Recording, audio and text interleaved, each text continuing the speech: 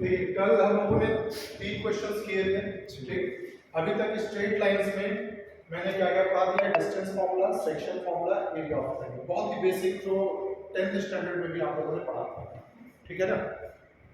उसी पे बेस्ड हम लोग क्वेश्चंस कर रहे हैं। कल 3 क्वेश्चंस मैंने करवाए हैं और जो मैंने पढ़ाया है, जो नए स्टूडेंट्स आए हैं वो किसी दूसरे की नोटबुक लेके लिख लीजिएगा, अदरवाइज यूट्यूब पे डाला हुआ है, वो लेक्चर भी देख सकते हैं, वहाँ से भी आप अपने नोट्स खुद बना सकते हैं, ठीक। उसके बाद बावजूद भी अगर कोई प्रॉब्लम आएगा मेरे से अलग से टाइम दे करके आप पढ़ लीजिए, ठीक। क्वेश्चन नंबर 4 देखते हैं क्या कहता है। द पॉइंट्स, ये पॉइंट दिया है, ये पॉइंट दिया है और ये पॉइंट दिया है, ठीक। 3 पॉइंट्स गिवन हैं, ठीक। उन पॉइंट्स के कोऑर्डिनेट्स, ठीक। आर वर्टिसेस, अब ये 4 ऑप्शन है, vertices of an equilateral triangle, right angle triangle, isosceles triangle, ठीक। तो हमारे पास ये जो चारों पॉइंट्स हैं वो, ये सॉरी तीनों पॉइंट्स हैं वो इक्विलैटरल ट्रायंगल के वर्टेक्स हैं, वर्टिसेस हैं, या राइट एंगल ट्रायंगल के वर्टिसेस हैं, या आइसोसेलेस ट्रायंगल, ठीक। इक्विलैटरल ट्रायंगल क्या होता है, वो ट्रायंगल जिसके तीनों साइड्स बराबर हैं, ठीक। राइट एंगल ट्रायंगल जिसको एक एंगल 90 डिग्री होता है, ठीक। आइसोसेलेस ट्रायंगल क्या होता है, जिसमें दो साइड्स इक्वल होते हैं, ठीक है। और कोलिनियर मतलब तीनों पॉइंट्स एक लाइन पे, ठीक। तीनों पॉइंट्स अगर एक लाइन में होंगे तो इसका मतलब एरिया ऑफ ट्रायंगल 0 बनेगा। कोलिनियर पॉइंट प्रूव करने के लिए मैंने क्या बताया था, पॉइंट्स अगर कोलिनियर होंगे तो डिस्टेंस फॉर्मूले से भी कर सकते हैं, ठीक है।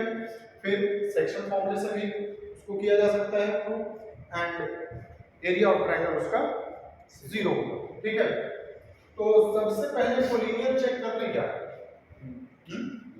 कोलिनियर नहीं अगर हुआ तो फिर डिस्टेंस फॉर्मूला सब पहले लगाया जाएगा, या डिस्टेंस ही निकाल लें।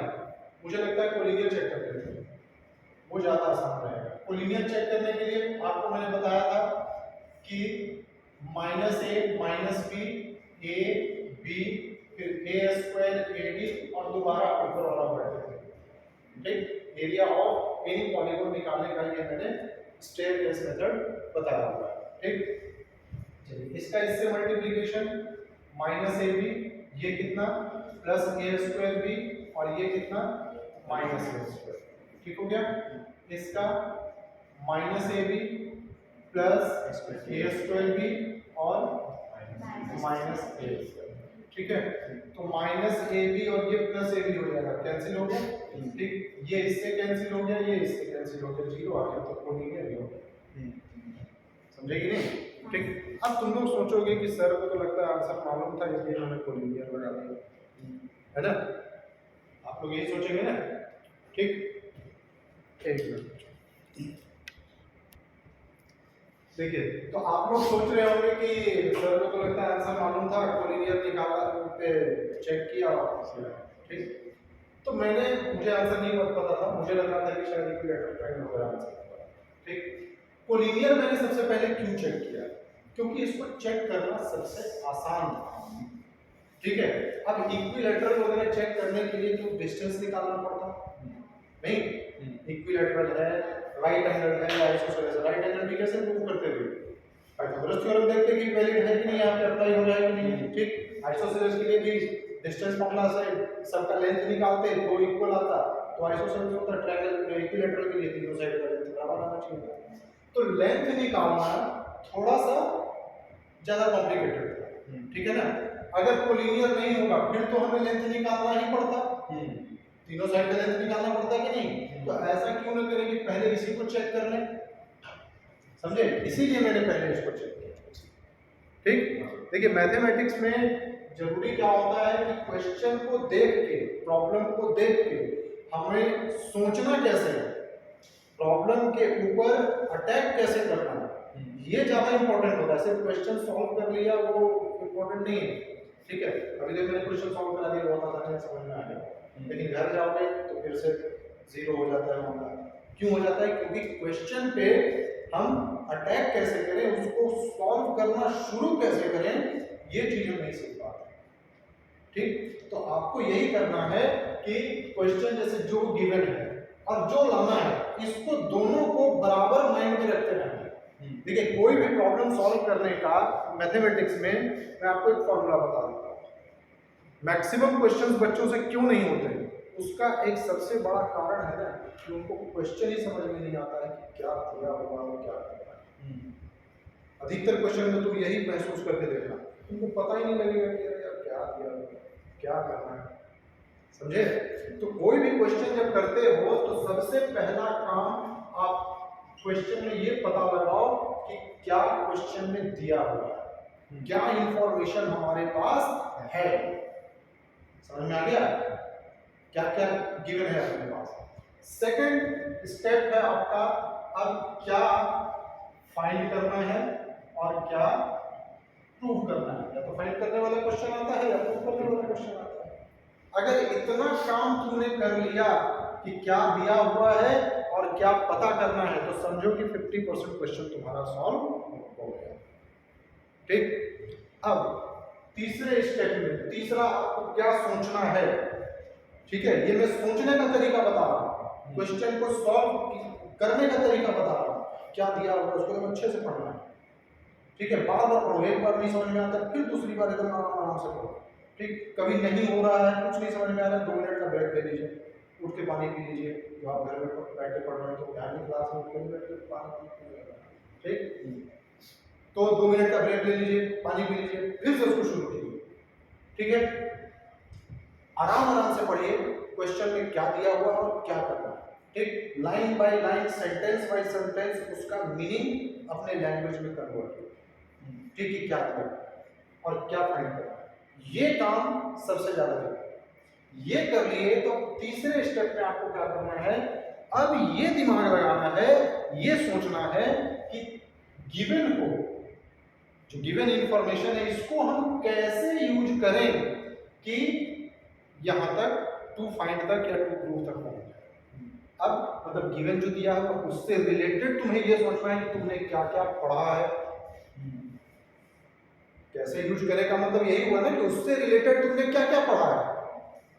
समझे? अभी इक्विलैटरल ट्रायंगल था तो इक्विलैटरल ट्रायंगल यहाँ दिया हुआ है कि है, हो सकता है राइट एंगल हो सकता है, आइसोसेलेस हो सकता है, कोलिनियर हो सकता है। अब तुम्हें चारों के बारे में सोचना है कि इसके लिए हमने क्या क्या पढ़ा है, इसको लाने के लिए इन पॉइंट्स को कैसे यूज करें।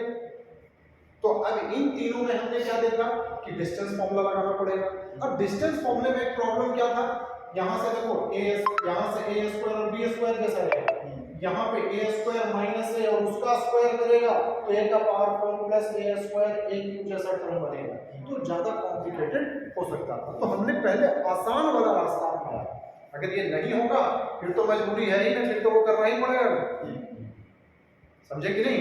तो कोई भी क्वेश्चन है उसको आराम आराम से पढ़ो कि क्या दिया हुआ है और इसमें क्या करना है। अब जो दिया हुआ है उससे रिलेटेड हमने क्या क्या पढ़ा है कि इसको कैसे इस्तेमाल करें कि हमारा क्वेश्चन सॉल्व हो जाए, हमारा आंसर। और एक बात का हमेशा ध्यान रखना, क्वेश्चन में जो कुछ भी लिखा रहता है, स्टेटमेंट जो भी दिया हुआ रहता है, हर स्टेटमेंट का क्वेश्चन का आंसर निकालने में, प्रॉब्लम का आंसर निकालने में यूज होता है। बेफालतू का वहां कुछ भी नहीं दिया हुआ रहेगा। समझे? हर लाइन का, हर छोटे से छोटे सेंटेंस का वहां पे मीनिंग होगा, उसका कुछ यूज होगा, ऐसे यूजलेस नहीं होगा। ठीक है, चलिए सेकंड वाला क्वेश्चन एक बार अपने आप लोग ट्राई कीजिए। तो देखिए फिफ्थ क्वेश्चन क्या कहता है, given that P 3,1 P Q और R ये पॉइंट्स हैं। ठीक है, angle P R Q is 90 degree, यानी R ये P और ये Q, ये क्या है 90 डिग्री। ठीक, P कितना हो गया भाई 3,1, R कितना है 6,5, Q है 6,5 और R को हमने x, y।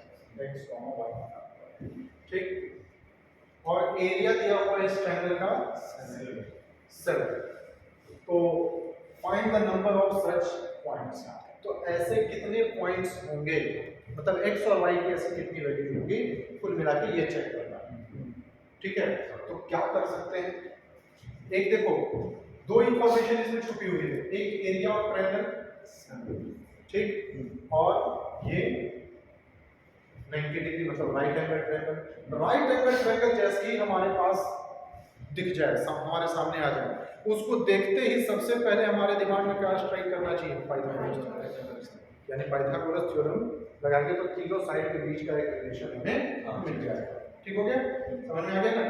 तो यूज कर लेते हैं। चलिए ये बताइए, पी आर का स्क्वायर प्लस आर क्यू का स्क्वायर पी क्यू स्क्वायर होना चाहिए? यस कोई प्रॉब्लम नहीं नहीं। है, ठीक? तो पी आर का स्क्वायर कितना हो जाएगा? x माइनस 3 का स्क्वायर प्लस y माइनस 1 का स्क्वायर। आर क्यू का स्क्वायर कितना होगा?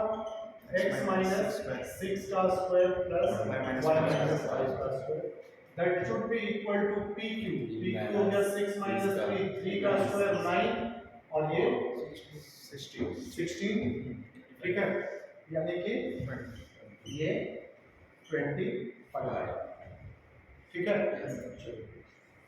इसको थोड़ा सा और सिंप्लीफाई कर दे क्या? देखो एक्स स्क्वायर मैं डायरेक्ट ऐड कर रहा हूँ, एक्स स्क्वायर यहाँ से आएगा और एक्स स्क्वायर यहाँ से आएगा, तो मैं इसको 2x स्क्वायर लिख दूँ, कोई प्रॉब्लम नहीं ना? अब देखिए वाई स्क्वायर यहाँ से आएगा और वाई स्क्वायर यहाँ से भी आएगा, 2y स्क्वायर। अब माइनस 6x यहाँ से आएगा और माइनस 12x यहाँ से आएगा। इसका स्क्वायर करेंगे ना, x square plus 9 minus 6x नहीं आएगा क्या? ठीक, और यहाँ से x square plus 36 minus 12x आएगा, तो माइनस 6 और माइनस 12 कितना हो गया? Minus 15x। एक साथ लिख देते हैं, ठीक। अब ये सब करना पड़ेगा, ये नहीं कि बच्चों की तरह पहले स्क्वायर ओपन कर रहे हो फिर सबको ऐड कर रहे हो फिर वहाँ जेई के एग्जाम में बैठ के यही करते रहो, तो इसकी हैबिट बनानी है धीरे धीरे। चलिए y का देखते हैं, माइनस 2y और माइनस 10y, तो माइनस 12y होगा, ठीक है। 9 1 10 और 36 कितना हुआ? 46 और प्लस 25, तो 46 प्लस 25 इज इक्वल टू 25 है ना? तो ये वाला तो कैंसिल हो गया, तो 2x square plus 2y square minus 15x minus 12y plus 46 is equal to 0। ये पॉइंट मिला है, सही है? चलिए अब क्या कहता है? Area of triangle R P Q is equal to 7, ठीक। तो आर पी क्यू ट्रायंगल का एरिया कैसे निकालेंगे? तो स्टेयरकेस मेथड ही लगा दें। 3 1 x y 6 5 3 1 that is equal to क्या? 7, ठीक। देखिए एरिया कैसे निकालते हैं, जो नए स्टूडेंट्स आए बैठे उनको बता दूं मैं। इस ऑर्डर में लिख लिया या इस ऑर्डर में भी लिख सकते हैं, शायद ये क्लॉकवाइज या एंटी क्लॉकवाइज कहीं से भी लिख सकते हैं, ठीक। तो 3 1 फिर x 5 फिर 6 5, ठीक। तीनों वर्ड से लीजिए, ऊपर वाले को दोबारा रिपीट कर देंगे, ठीक। अब इसको इससे मल्टीप्लाई, इसको इससे मल्टीप्लाई और इसको इससे मल्टीप्लाई, ठीक। अच्छा 2 को मैं उधर भेज देता हूं, 14 हो जाएगा, ठीक। 3y plus 5x plus 6 minus अब x प्लस 6y और प्लस 50, और ये जो कुछ भी आएगा वो मॉडुलस में रखेंगे, ठीक है। क्योंकि एरिया अगर मान लीजिए नेगेटिव आता भी है तो एरिया आप नेगेटिव तो नहीं लिखोगे ना, उसका पॉजिटिव क्वांटिटी आपको बताना है, ठीक। तो मॉडुलस में रखेंगे, ठीक। इसको आप जरा सिंपलीफाई कर लीजिए, तो 3y माइनस 6y कितना हो गया? Minus 3y। 5x minus x कितना हो गया? 4x, और ये माइनस 9 इज इक्वल टू कितना? 14। क्लियर है, कोई दिक्कत? अब एक बात बताओ, मैंने मॉडुलस अभी थोड़े दिनों पहले कुछ बच्चों को पढ़ाया था कि मॉडुलस ऑफ x a लिखा है, तो x माइनस a भी हो सकता है और प्लस a भी हो सकता है, नहीं? जैसे मॉडुलस x में लिखता हूँ कि 5 आ रहा है, तो भी x की जगह पे -5 भी हो सकता है क्योंकि -5 का मॉडुलस भी 5 है, और +5 भी हो सकता है क्योंकि इसका मॉडुलस भी यही है और इसका मॉडुलस भी यही है, समझे ना? तो जब भी मॉडुलस हटाएंगे तो राइट साइड में प्लस माइनस दोनों लगता है, ठीक। तो यानी कि minus 3y plus 4x minus 9 is equal to एक बार प्लस 14 और एक बार माइनस 14। सही है। अच्छा अब देखिए एक इक्वेशन ये आया था, एक ये मिला और एक ये मिला। इन दोनों इक्वेशंस को आपको सॉल्व करना है। तो सॉल्व कैसे करते हैं? साइमल्टेनियसली सॉल्व करने के लिए सब्स्टिट्यूशन मेथड लगा देते हैं। यहाँ से x या y निकाल लो और यहाँ वैल्यू पुट कर दो, ठीक। फिर यहाँ से निकाल के यहाँ पे वैल्यू पुट कर दो, या तो y हटा लो। जैसे यहीं से मैं अगर चाहूँ तो x बराबर क्या लिखूंगा, 14 plus 3y, 14 plus 3y plus 9, तो 14 ये कितना हो जाएगा, 23 हो जाएगा ना, और अपॉन कितना 4। आया समझ में? अब ये वाला वैल्यू हमें x की जगह पे यहाँ रख देना है, ठीक है ना। तो y में एक क्वाड्रेटिक इक्वेशन आएगा, तो इससे कितने वैल्यूज मिलेंगे, 2 वैल्यूज मिलेंगे, हैं? दो वैल्यू मिलेगा कि नहीं मिलेगा। अब यहाँ से भी हम एक वैल्यू निकालेंगे, फिर यहाँ रखेंगे तो इससे भी 2 वैल्यू मिलेगा। देखिए क्वेश्चन में क्या पूछ रहा है, find the number of such points.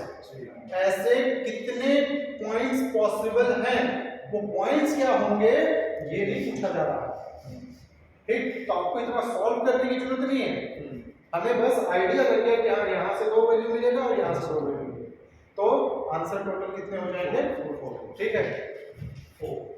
अब जरा फिगर से समझ लो कि 4 कैसे हुआ। देख सुनो, ये अपने पास राइट एंगल ट्रायंगल बना रहा है, ठीक। मैंने इधर फिगर बना रहा है, ये था तुम्हारा PQ, ठीक। R ऐसे हो सकता था, ट्रायंगल बन गया। R ऐसे हो सकता था, ट्रायंगल बन गया, ठीक। अच्छा R ऐसे हो सकता था, ये बन गया, और R ऐसे हो सकता था, तो 4 पॉइंट नहीं आया। समझ में आया? ठीक है। तो ऐसे टोटल कितने पॉइंट्स पॉसिबल है, 4 पॉइंट्स पॉसिबल, ठीक है। आ रहा समझ में? हाँ जी साहब, आपको आ रहा समझ में? पक्का? क्या नाम है आपका? आयुष्मान खुराना। और देखिए क्वेश्चन नंबर 6, देखो एक बात और है, जैसे ये वाला हमने सॉल्व किया, क्वाड्रेटिक इक्वेशन आएगा, ऐसा भी तो हो सकता है कि जैसे कोई क्वाड्रेटिक इक्वेशन लिखते हैं आप, ax square plus bx plus c equal to 0, जब इसका डिस्क्रिमिनेंट लेस देन 0 आ जाता है तो उस केस में तो रूट्स रियल होते ही नहीं, समझे कि नहीं। तो इसमें ये भी आपको चेक करना पड़ेगा कि ये इक्वेशन में वैल्यू हम पुट करें x का, तो बाद में डिस्क्रिमिनेंट क्या आएगा, लेस देन 0 तो नहीं आएगा, लेकिन यहाँ नहीं आएगा। फिगर से मैंने बताया आपको कि 4 पॉइंट्स पॉसिबल हैं, समझ में आ गया, ठीक। हाँ, और कोई कंडीशन अगर गिवन होता कि x और y इंटीजर होते या रैशनल होते तब अलग बात, ठीक। चलिए अब यहाँ पे क्वेश्चन देखते हैं क्या है, ये जेई एडवांस में भी क्वेश्चन पूछा जा चुका है, ठीक। वही का क्वेश्चन है ये, कह रहा है number of integral points, number of integral points. Integral points का मतलब वो पॉइंट्स जो इंटीजर्स हैं, जिसके कोऑर्डिनेट्स अगर आप लिखते हो ना x, y, तो x और y दोनों क्या होना चाहिए, इंटीजर होना चाहिए, ठीक। इंटीजर होता है क्या, जिसको क्या बोलते हैं हिंदी में, क्या बोला जाता है, 0 1 2 3 और प्लस माइनस के साथ जो होते हैं, ठीक है ना, पूर्णांक बोलते हैं उसको, पूर्णांक तो लगता है होल नंबर को बोलते हैं, चलो जो भी है, ठीक है। इंटीजर्स क्या होंगे, जो होल नंबर में प्लस माइनस के साथ लगे रहते हैं वो इंटीजर्स होते हैं, ठीक। अच्छा, exactly in the interior of the triangle with vertices this, question को समझिएगा अच्छी तरीके से। एक ट्रायंगल है 0 0, इधर है तुम्हारे पास 21 0 और ये 0 20। तो इस ट्रायंगल के अंदर ऐसे कितने पॉइंट्स होंगे, इस ट्रायंगल के अंदर ऐसे कितने पॉइंट्स होंगे, तो पॉइंट्स तो बहुत सारे हैं, हाँ ठीक है ना, इनफाइनाइटली मेनी पॉइंट्स हैं इसके अंदर, लेकिन हमें वो पॉइंट्स फाइंड करने हैं जो कंप्लीटली इसके अंदर हो और उसके कोऑर्डिनेट्स जो है वो क्या होने चाहिए, इंटीजर होना चाहिए। The number of integral points की कितनी संख्याएं होंगी एग्जैक्टली इन द इंटीरियर मतलब उसके अंदर। तो ट्रायंगल के अंदर ऐसे कितने पॉइंट्स होंगे जिसके कोऑर्डिनेट्स इंटीजर्स हैं और उसका वर्टेक्स ये दिया हुआ है, ये बताना है। समझे कैसे करेंगे? क्या करना चाहिए? देखिए 0 0 है, 21 है, बीच में 1 आएगा कहीं, है ना? इंटीरियर कह रहा है तो यहां होना चाहिए, लाइन के ऊपर भी नहीं होना चाहिए, ट्रायंगल का जो साइड है उसके ऊपर भी नहीं, कह रहा है एग्जैक्टली इन द इंटीरियर मतलब कंप्लीटली ट्रायंगल के अंदर ही होना चाहिए। ठीक, तो ये 1 2 3 से लेकर के ऐसे 20 और फिर 20 तक चलेगा, है? अब यहाँ भी 1 2 3 से लेकर के 20 और फिर 21 हो जाएगा। एक बात बताओ, 1 1 होगा कि नहीं होगा इसके अंदर, है? दोनों कोऑर्डिनेट्स इंटीजर्स हैं, कोई प्रॉब्लम नहीं। 1 2 भी होगा, है? 120 तक होगा, होगा। अच्छा ये बताओ इस लाइन का इक्वेशन क्या है, x upon 21 plus y upon 21 equal to, यानी x plus y equal to 20। जब x इक्वल टू 1 रखोगे तो y कितना आएगा, 20 आएगा, 20 आएगा ना। ठीक, तो 20 तो भाई इसके यहाँ पे आ जाएगा, ठीक? नहीं यहाँ नहीं आएगा, लाइन के ऊपर ही आ जाएगा यार। x को में क्या रखा है, 1 रखा है ना, तो 20 यहाँ है, तो 1 और 20 तो इसको सेटिस्फाई कर रहा है? बात समझे कि नहीं? तो ये वाला 20 तक तो नहीं जाएगा, हाँ देखिए 1 2 3 से लेकर के 19 तक जाएगा। 20 वाला तो लाइन के साइड भी आ गया ना, हाइपोटेनस पे नहीं आ गया क्या? वो उसके अंदर थोड़ी ना है, वो हाइपोटेनस के ऊपर आ गया है। ठीक, हाँ 1 1 1 2 1 3 4 5 6 से लेकर 19 तक जो है वो ट्रायंगल के अंदर है। सही हो गया? अब बताओ 2 से स्टार्ट करोगे, ठीक? बताओ यहाँ जब 2 रखोगे तो y कितना आएगा, 19 चला जाएगा। ठीक, यानी कि 18 तक इसके नीचे रहेगा। ठीक है, तो अगला कितना आएगा, 18 पॉइंट्स होंगे। ठीक, फिर 17 पॉइंट्स होंगे, समझ में आ गया? ठीक, अच्छा 20 जब रखोगे तो क्या आएगा, 1 आ जाएगा, एक भी नहीं आया। ठीक, हम 19 रखेंगे तो 19 और 1 19 और 2, तो 2 वाला तो इस पे चला गया हाइपोटेनस में, तो 19 तक एक पॉइंट होगा। अब इसका सम कर लो, 1 से लेकर 19 तक का सम क्या होगा, 19 into 20 upon 2, ठीक है? तो 193 इज द करेक्ट आंसर। समझे? तो ये था बढ़िया कॉन्सेप्चुअल क्वेश्चन। हो गया था? इसको जल्दी से कॉपी कर दीजिए।